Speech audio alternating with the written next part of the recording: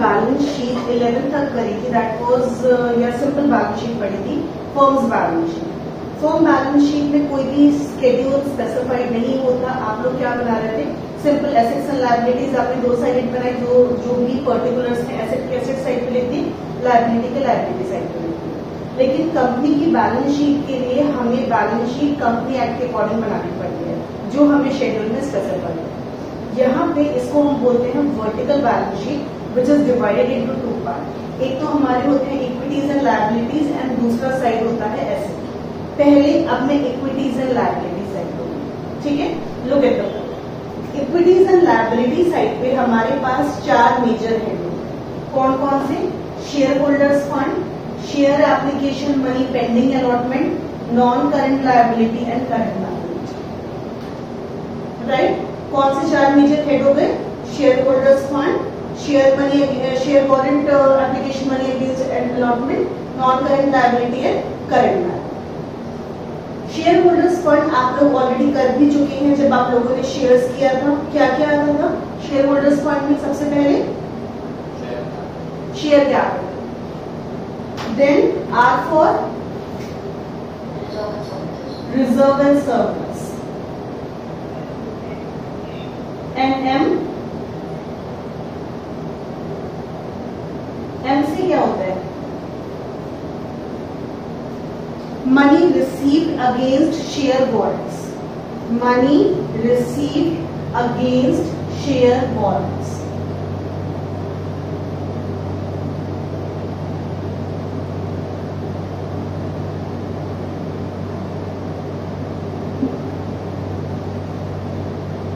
ठीक है, तो सबसे पहले हमारा हेड क्या हो गया? Share holders fund. Share holders fund में हमें क्या लेना है? SRM। SRM क्या हो गया? Share capital, reserve and surplus, money received against share warrants. Share capital में अगेन शेयर्स को याद करो, हमें क्या क्या लिखना था जब हम नोट्स टू अकाउंट बना रहे थे? Authorised, issued, subscribed and fully paid up, subscribed but not fully paid up, और फाइनल पार्ट यहाँ पे बैलेंस शीट में कौन सा आ रहा था? शेयर कैपिटल वाला था, तो वो हम यहाँ पे ले लेते हैं। रिजर्व एंड सरप्लस में एनीथिंग जिसके साथ भी रिजर्व जुड़ा हुआ हो, एंड सरप्लस मींस PNL, ठीक है। एनी सॉर्ट ऑफ रिजर्व और PNL वो सब कुछ कहाँ पे आएगा? रिजर्व एंड सरप्लस में। Money received against share warrants का कोई भी डिस्क्रिप्शन नहीं पढ़ना, इसी नाम से आएगा अगर आया तो, right. Second head is share application money pending allotment. Share application money pending allotment, जहाँ पे अभी हमारे पास कुछ भी पेंडिंग है, ये भी आपको ऐसे ही आएगा। अब मेन हमारे पास क्या आ जाते हैं? Non current liability and current liability. इनमें हमें क्या लेना? तो नॉन करंट लायबिलिटी के लिए जो हम एक एब्रिविएटेड फॉर्म लर्न करेंगे वो हमारी क्या है? LDOP, एंड करंट लायबिलिटी के लिए स्टॉक, STOP। उसको भी इजी करने के लिए हम क्या कर देते हैं? नॉन करंट लायबिलिटी में पहला हमारा क्या आ जाएगा? Long term liability. Non current liability में हमारा, sorry, money received against share warrants. You can see it in your book, page number 9.4. Page number 9.4. This is money received against share warrants. चलिए वापस यहाँ पे आते हैं। Non current liability and current liability. अब बिल्कुल ध्यान से देखना, नॉन करंट लायबिलिटी में मैंने सबसे पहले लिखा लॉन्ग टर्म लायबिलिटी L, तो ऐसे क्या हो जाएगा बताइए? हमारे पास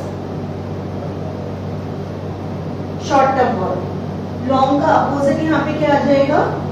short term borrowing. Long term में लॉन्ग टर्म बोरोइंग और करंट लायबिलिटी में शॉर्ट टर्म बोरोइंग, ठीक है।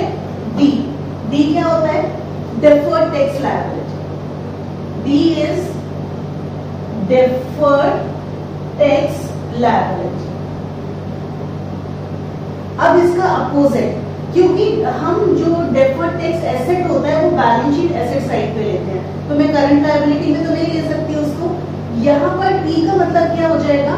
T is trade payable. T is trade payables. Trade payable सबको पता है, वो हम 11 से पढ़ते आ रहे हैं, ठीक है। उसके बाद ओ क्या है यहाँ पे? Other other long term borrowing, और यहां पे फिर अदर क्या हो जाएगा, other short term borrowing, short term borrowing या other current short term liability.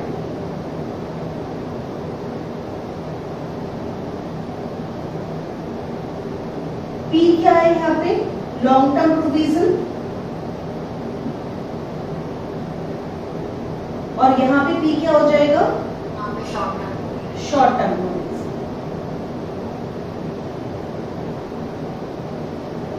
Easy. अब आई थिंक सबको बैलेंस शीट लर्न हो जाएगी। तो आई एम रिवाइजिंग अगेन। सबसे पहले हमारी कौन सी साइड है, इक्विटीज एंड लायबिलिटी। हमारे पास 4 हेड है, share holders fund, share application money pending allotment, non current liability and current liability.